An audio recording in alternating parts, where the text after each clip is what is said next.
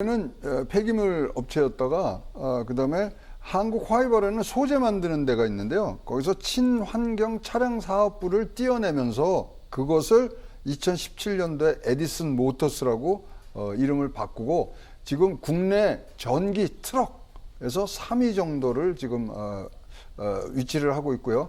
그렇다고 해서 만들 수 있는 자가 기술이 보유한 건 아니고요. 네. 중국에서 부품들을 가져다가 지금 조립을 하는 과정인데요. 뭐 어떻든지 기술력은 좋은지 서울시에서 가장 많이 쓰는 전기 트럭입니다. 그래서 근데 지금 뭐 보시면은 아시겠지만 전체 매출이 900억 정도밖에 안 돼요. 근데 쌍용 자동차가 지금 3조 하고 있거든요. 그래서 과연 뭐 진짜로 이 자금을 할 수 있느냐 이런 부분들이 있는데요. 뭐 이제 혼자서 에디슨 모터스만 한 게 아니고 에디슨 모터스의 네. 컨소시엄 회사였는데 거기 누가 있냐면 강성부 펀드가 들었습니다. KCGI. 그다음에 키스톤 프라이빗 이퀄티라는 데서 지금 전략적 투자자로 들어와 있고요. 그다음에 세미시스코, 뭐 TG 투자 이런 데서는 재무적 투자자로 들어와서 네. 여기서 이제 뭐 SPC를 하나 만들어서 한 8천억에서 1조 정도를 움직이면서 앞으로 경영을 할 것이다라는 게 큰 그림으로 지금 나와 있습니다. 네. 저희가 뭐 전기버스 업체다라고 그렇게 말씀을 드렸는데 엄밀히 말하자면은 이런 전기차를 제조하는 업체가 아니라 중국에서 이제 들여와서 이것을 조립해서 파는 그런 곳입니다. 그런데 뭐 그런 여러 가지 뭐 보유하고 있는 뭐 기술력이라든가 이런 것도 그렇고요. 회사 규모도 그렇고요. 사실은 쌍용차보다 훨씬 작습니다. 그래서 새우가 고래를 삼켰다 이런 얘기 나오는데 평론가님 좀 구체적으로 얘기를 좀 해주시죠. 이제 그 새우가 고래를 삼켰다라는 얘기는 말 그대로 새우죠. 매출액 뭐 900억 정도 되는 회사가 매출액 3조 원의 회사, 그러니까 동치만 해도 33배 정도 차이가 나는 거니까 만약에 이제 법원에서 허가가 난다라고 하게 되면 이제 본협상이라든지 뭐 정밀조사라든지 이렇게 들어가서 최종적으로 뭐 인수가 결정되겠지만은 그렇게 된다 그러면 말 그대로 새우가 고래를 삼킨 격이라고 얘기할 수가 있는데 우려는 뭐 당연하다고 저는 뭐 생각을 합니다. 네. 사실 슈퍼 운영하는 사람이 대형 마트를 갖다가 운영하고 맡기면은 제가 일반적으로 생각을 하게 되면 굉장히 벅찰 수밖에 없겠죠. 따라서 이런 어떤 커다란 덩치를 지금까지 운영해 본 어떤 경험이 없는 회사가 이런 어떤 수많은 이제 뭐 어떻게 보게 되면 뭐 조업부터 시작해서 노사관계 그다음에 뭐 하청업체들 관계 낱마처럼 얽혀 있는 진짜 조그만 회사를 운영할 때는 전혀 다른 차원의 어떤 문제에 부닥칠 텐데 그걸 갖다 잘 운영할 수 있을까에 대한 어떤 걱정들이 사실은 새우가 고래를 삼켰다 이런 어떤 평가들이 나오는 배경이 아닌가 싶습니다. 아, 그렇군요. 네네. 뭐 자금 규모뿐만 아니라 사실은 완성차 업체이기 때문에 쌍용차가 여기에 얽혀 있는 것들이 상당히 많습니다. 뭐 하청업체들과의 관계도 2차, 3차, 4차 계속해서 연계가 되어 있는데 이런 부분을 어떻게 운용할 것인지 여러 가지 좀 우려가 나오는 지점이 분명히 있는 것 같습니다. 그래서 갈 길이 앞으로도 상당히 멀다 이런 얘기 나오는 건데 구체적으로 그렇다면 평론가님 앞으로 인수 절차는 어떻게 진행이 되는 겁니까? 일단 우선 협상 대상자로 법원에 허가가 나와야 되겠죠. 네. 그다음에 이제 에디슨 모터스와 쌍용 자동차 양해약서를 체결을 합니다. 네. 그다음에 이제 실사에 들어가겠죠. 아직 실사를 정식으로 한 게 아니니까. 그러니까 쌍용차에 대한 이제 면밀한 그 회계 실사부터 뭐 자산 현황, 부채 현황이라든지 뭐 이 공적 채무는 얼마고 뭐 이런 등등을 갖다가 하고요. 그다음에 이제 본계약 협상 및 체결에 들어가서 최종적으로 이제 쌍용차 회상 법안이라는 걸 갖다가 다시 법원에 제출을 하게 돼 있습니다.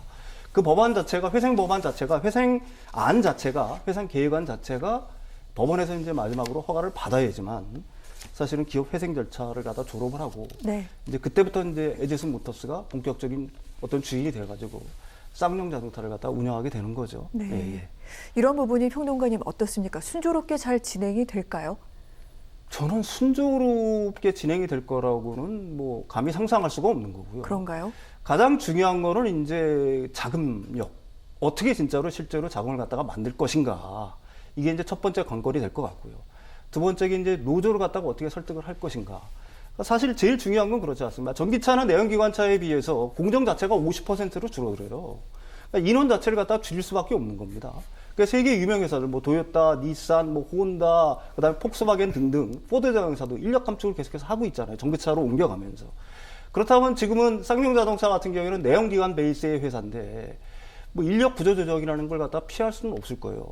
그 과정을 갖다가 과연 순탄하게 노조를 설득해 가면서 이걸 갖다가 이뤄낼 수 있을 것인가가 제일 관건인 것 같고요.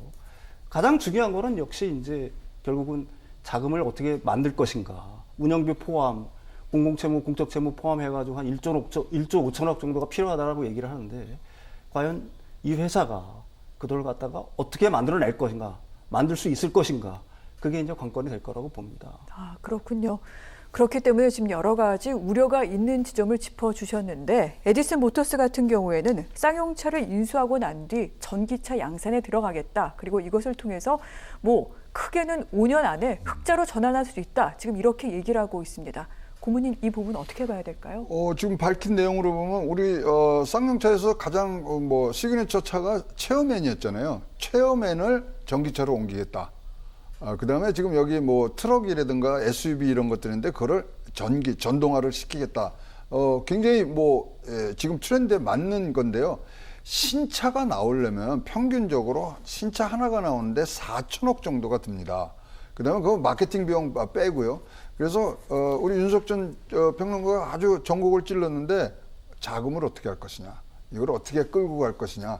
근데 지금 보시면은 강성부 펀드라든가 키스톤 프라이빗 이퀴티 뭐 여기가 지금 큰 돈을 대고 있는 상황에서 이 사실 뭐 치고 빠지는 사모펀드들이란 말이죠. 그러면 지금까지 인수해서 구조조정해서 턴오버 한 다음에 재매각하는 이것들을 잘해온 그런 펀드들이 지금 붙어 있거든요. 그러면 이제 1954년대 하동안 자동차 제작소로 해서 지금 뭐 대우에 갔다가 쌍용에 갔다가 뭐 상하이 자동차 갔다가 지금 굉장히 많은 지금 주인을 바꿔온 상태에서 또 그런 절차를 받는 거 아니냐는 부분들이 굉장히 걱정인데 이런 업력이 벌써 70년이 돼가는 회사예요. 자동차 만드는. 그렇다면 자체적으로도 굉장히 좋은 어떤 사내적인 그런 기술과 문화가 있기 때문에 그걸 잘 활용하면 전기차 부분으로 옮겨가는 부분들이 분명히 있을 건데, 자, 이것을 첫 번째, 두 번째 잘해야만 그 다음에 펀딩들이 될 수 있는 상황이 있어서 지금 뭐 강영건 대표가 얘기한 것처럼 체어맨과 지금 SUV들을 바꾸는 부분들이 꼭 성공을 해서 쌍용차가 이제 다시 홀로서기를 할 수 있는 부분들을 터전을 꼭 만들어 주시길 바랍니다. 네, 고문님 오늘 강 대표 인터뷰를 보니까 사내내 지원을 상당히 좀 희망하는 눈치던데 이 부분은 어떻게 될까요? 뭐 이건 진짜로 서로 협의를 해야 되는 상황이지 이거 뭐 한쪽 얘기만 듣는 부분들은 아니기 때문에 차근차근 가야 되는 부분들이 있는데 일단은 신차들을 빨리 내면서 승기를 잡아가는 부분들이 제일 중요하다고 생각합니다.